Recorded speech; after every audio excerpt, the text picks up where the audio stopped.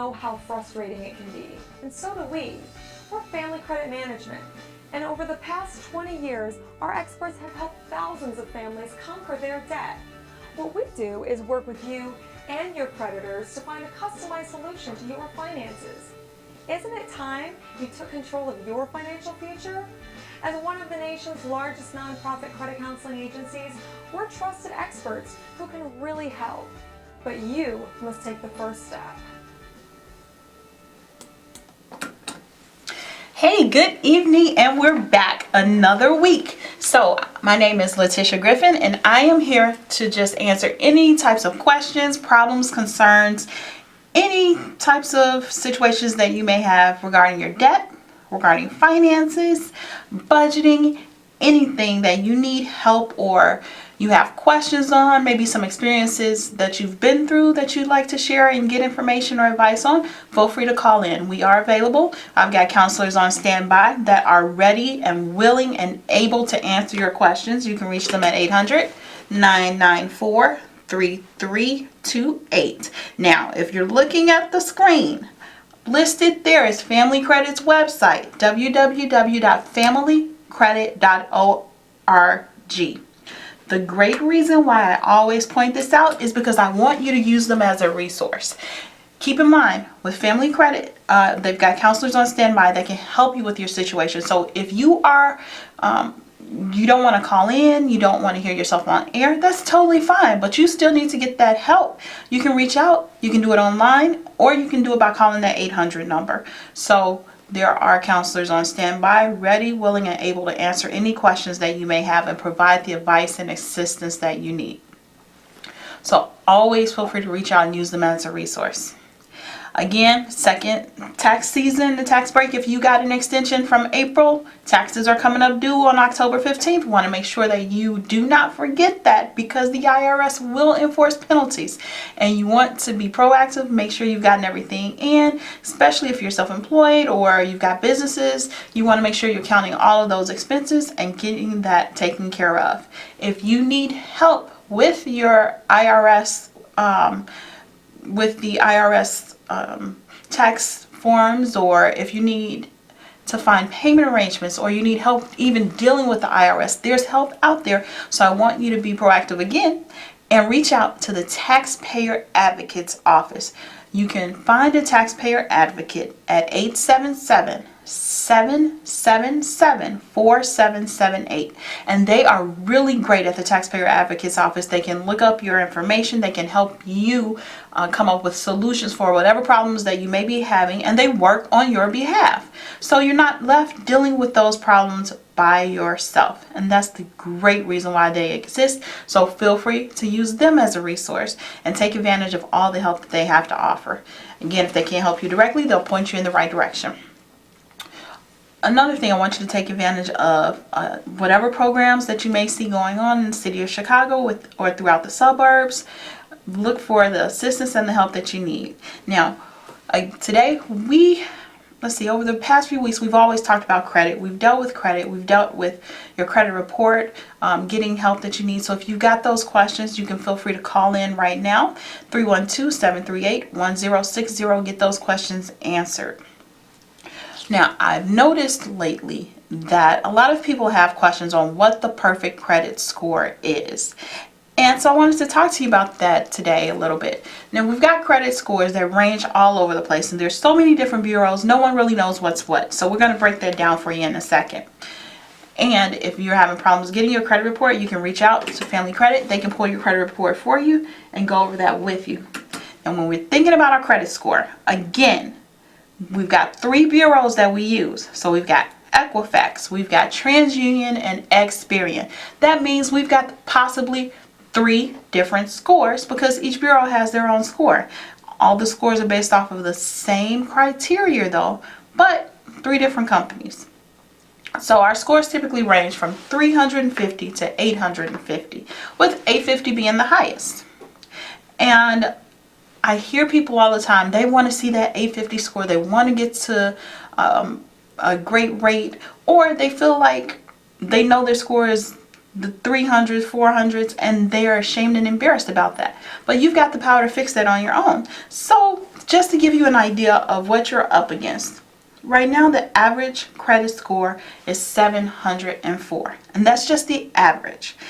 You might say, well, that's pretty good compared to what I have. But keep in mind, over the past few months, we've talked about all of the different changes that the government has made, that the credit bureaus have made, and how they've adjusted their score, how they've removed the collection accounts after they couldn't be verified, how they have removed judgments after they couldn't be verified, and then the great impact of the medical bills not being reported right away to the credit bureaus too. So all of these things, they've been working together slowly but surely to help us improve our score.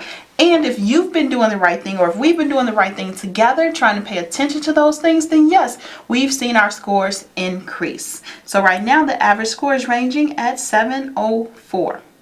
Now, what score, you may ask yourself, well, what score do I need to qualify for certain things? What should be my focus? What should be my goal? Your focus should actually be to have your score as high as you possibly can within your budget and within your ability. And looks like we've got our first caller. Hi, welcome to the show. Hi, I had a question about buying a house.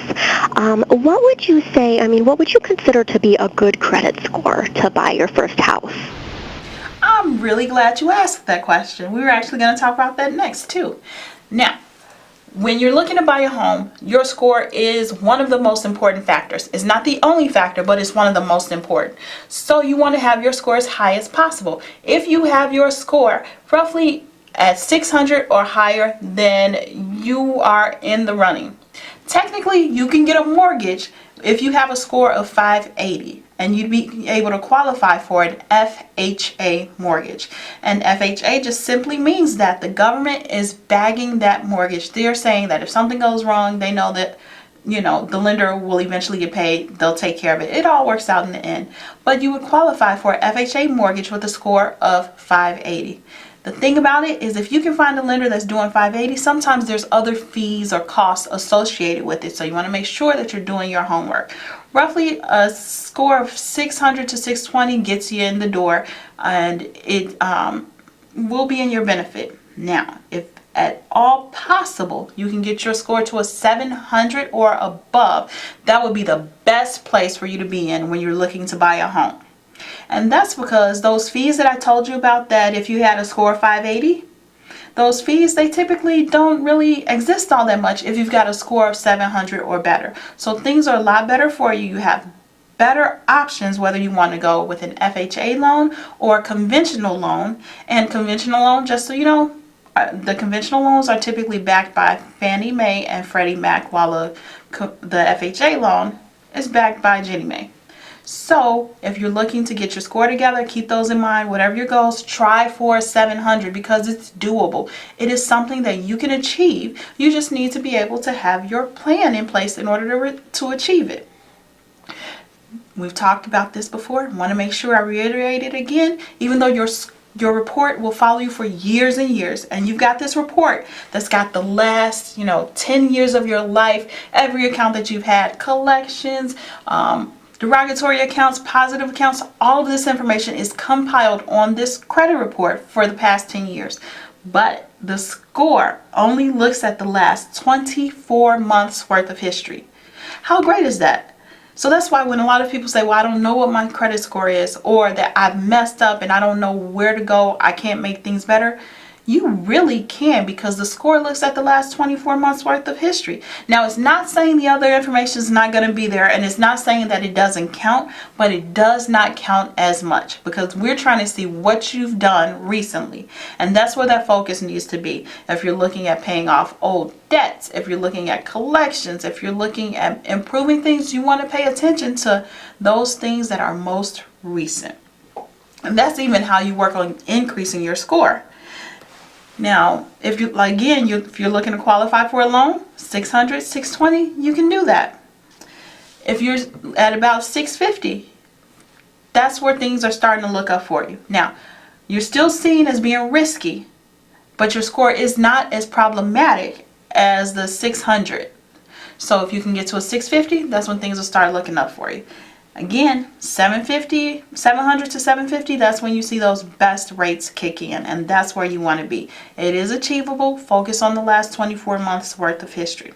So if you were to pull your credit report today and you took made a list of everything on your report, there are certain things that you want to pay attention to.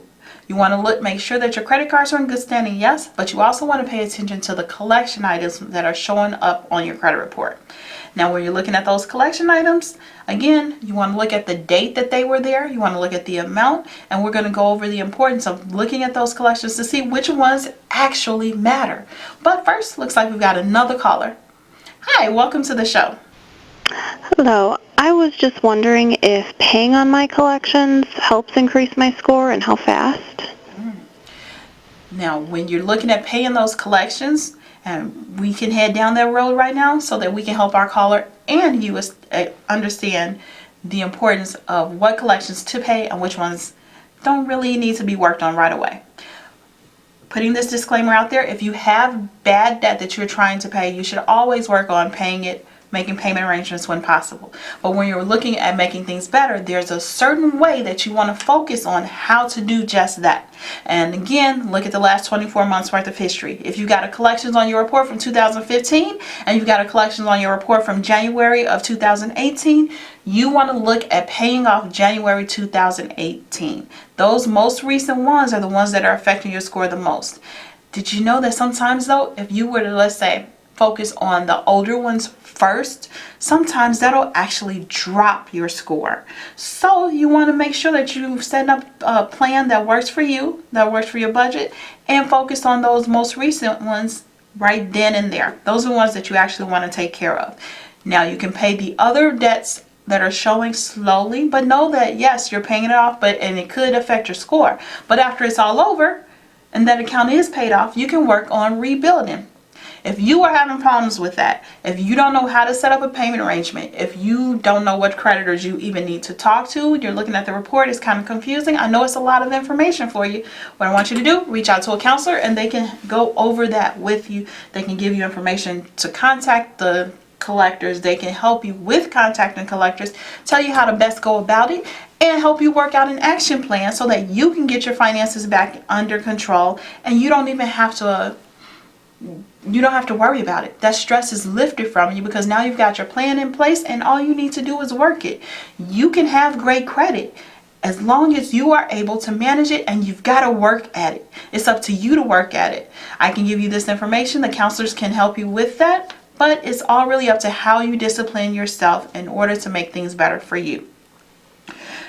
And again, we were talking about what collections to pay and how to get that done. So again, focus on those collections that are more recent versus the older ones. Now the older ones, after you've gotten some things together, you got your plan in place, you want to look at possibly making payment arrangements with them. The thing about it is collectors aren't the best people to talk to sometimes. Now, don't get me wrong, there are some that you can make arrangements with that are great to work with, but not all are like that. So you really do need to know how to take care of yourself and make sure that your rights are protected.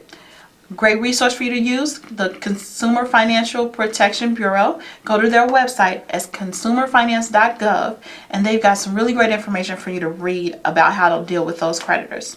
You can also look at privacyrights.org. You want to make sure that your rights aren't being violated because you have the power and the right to deal with those creditors and to put things in order without harassment. And that's the thing you want to deal with. That's what you want to know. What are your rights and how you can set up arrangements with them. Again, if you can contact a counselor, 800-994-3328. They can walk you through all of that, through dealing with your creditors and everything else. So use that as a resource. When you're dealing with those collection agencies and you've got everything together, you're working on making those payment arrangements. And keep in mind, even if you're not able to pay it all off, even setting up on your budget where you can afford to make small payments to them, it does help. If you've got a collection agency that's reporting $100 on your credit report right now, and you give them $10 this month, next month they're going to be reporting that their balance is $90. And then if you give them 10, the month after that, it'll be 80. So guess what? You're making small steps and didn't even realize it to take care of that debt and to pay off those collections. Next thing you needed to do though, Now that you've got those, you're working on those derogatory notes that are on your report, you want to get enough positives to counteract those negatives on that report. And those things that you can do, small simple things like making sure with your credit cards you pay those on time. Make sure that if you've got those medical bills that are out there that are due, set up some type of arrangements with the hospitals, the doctors, the networks, and give them what you can. Even if it's $10, it keeps it from going to a collector. Make sure, again, you're paying those bills on time. Make sure that you are staying under your credit limit. I've come across some people recently where they felt like they had great credit, but they couldn't understand why it wasn't as good as they wanted it to be. They were making their payments each and every single month. They had great history, but the problem was they were actually too close to their credit limits. Their balances were right at that credit limit. And when your balances go towards your credit limit, anytime they get over 30% of your credit limit, you are actually seen as risky. And sometimes they could reduce your credit limit without you even knowing. And sometimes they just won't give you credit because now they think you're desperate because you're using up all your available credit and they don't want to be left holding the bag. So you've got to watch those things. Make sure you're paying your bills on time. You're paying attention to those credit limits. You're staying up under them and just staying diligent with your creditors. Looks like we've got another caller. Hi, welcome to the show. Hi, I recently started a new job making more money and I need to start saving. What is your advice on how to build a savings? If you've got a new job and you know that you're making more, you want to actually pay attention to the amount that you will be bringing home, which is called your net income. Now, we all know gross income is great because it's the amount that we are set up with our employer to be paid. But we want to pay attention to what the amount that we are actually bringing home after all of the deductions, after the taxes, whatever fees are involved, and pay attention to that number. Next thing you want to do is set up your budget and look at how much you actually have to pay each and every single month to make sure you can cover those expenses. The number that's left over at the end of the month, which hopefully is a pretty positive number, is called your discretionary income. The rule of thumb is if you're looking at increasing your savings, you should be putting up 10% of your salary each and every single month. And that should be part of your budget. They also say that if you want to have a great savings account, no worries, less stress, the way to do it is to make sure you have at least 6 months worth of your salary put into an emergency savings account. And a lot of times you think about that, 6 months worth of my salary, that's really not something that I can just jump out there and do, especially with working a new job. So what you want to do is take that discretionary money that you have left over after you pay your bills and take an amount that you feel will comfortably work for you and put that into a savings account. Now, you can have that direct deposited. That's best for you if it comes directly from your check so that you don't even see it and it goes right into another account that you don't have to touch, one that is not associated with your main checking account, and that way you can start saving that way. If you only take $10 a month or $10 out of each check, just keep in mind that that's $10 next month. You'll have more. You'll have 20. But it's taking those small steps, disciplining ourselves, and making sure that we stay diligent with that. So once you start that 10, keep it going. Also, as you grow with your job and you continue to get raises, what you can do is take the amount that your new amount that you should be getting, the difference from what you got before, and put that into the emergency savings account as well. Because if you're making it like you are now, and you're okay with what you're working on, and your budget isn't stressed, anything over that, you should be looking at putting it into a savings account or some type of investment account and making that money work for you. You do want to make your money work for you because we work so hard for our money each and every single day. So it's nice to be able to take something and put that to the side and put that in savings. So work on that, work on your goals, and set that savings goal so that you're able to do it. I also want to throw out, if you want to look into an online banking account, feel free to do that. You can go to bankrate.com and see what they have to offer and what online banks are out there. Do your research. See also if your financial institution or credit union can offer you a savings account that may have a nice interest rate or that you can use as a saving vehicle, and you want to just make sure that you're not using it and you're not touching it, that is something that you're not even thinking about, and you're getting that money going in there all the time. Looks like we've got another caller. Hi, welcome to the show. Yeah, I have a bunch of past due bills and stuff. How do I get the calls to stop? They're just calling me all the time. Well, the best thing that you can do is find out if you really, really owe the debt. There are so many different scams out there, different people that are posing as collectors, as law enforcement officials, and you may or may not even owe that debt. So first thing that you want to do is, if you got those collectors calling you, make sure it's yours and make sure that you owe the debt. You want to have them verify or validate that debt. And with that process, they should be sending you a letter in the mail just saying what that debt is, where it came from, and the amount you actually owe. If they cannot do that, do not give them one dime. Like I said, there's those scammers out there, and we still see them more and more, where they're calling you, trying to harass you. And now there's even scams where people are posing as collectors for your family members, saying that, someone else owes them, or your son or daughter owes them, and you need to give them that money, or they're sending the police right now. They want your credit card numbers, and there's so many different people that are being taken advantage of. Next thing that you want to do is, if you've got those collectors harassing you, take down the names and numbers of those people that are calling you, and do your research on the company. Make sure that they're a legitimate collection agency. Make sure that they are licensed to do business. And those are things that are important, because guess what? If they're not licensed, then they can't really collect that debt. So you want to make sure and look them up, do your research, and report them to the Consumer Finance Protection Bureau if they do not check out. Another great thing you can do, contact a counselor at Family Credit, 800-994-3328, and they can help you figure that all out. There's a process out there that I want to tell you about. If you are being harassed, and you are being harassed constantly by phone calls, overabundance of emails, you've got people sending you letters, you can look into a process called the cease and desist process. And honestly, we will be talking about cease and desist next week, so you can call back in with those questions, but you can do your research now. Look up the cease and desist process and see how you can get those collectors to lay off of you or to stop. So next week we'll be talking about the cease and desist. We'll talk about bankruptcy. We'll talk about other options to controlling your debt and finances as well. It's good for you to get those things into place right now and focus on your budget, focus on what you can comfortably afford as well. And we're going to be making changes to make things better for our future.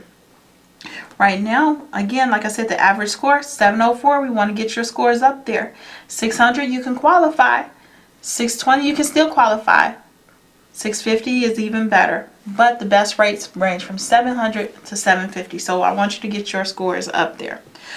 And also, if you're looking at having problems with those bills, with the collection agencies, with the debt, feel free to reach out to a counselor and get the assistance that you need. 800-994-3328.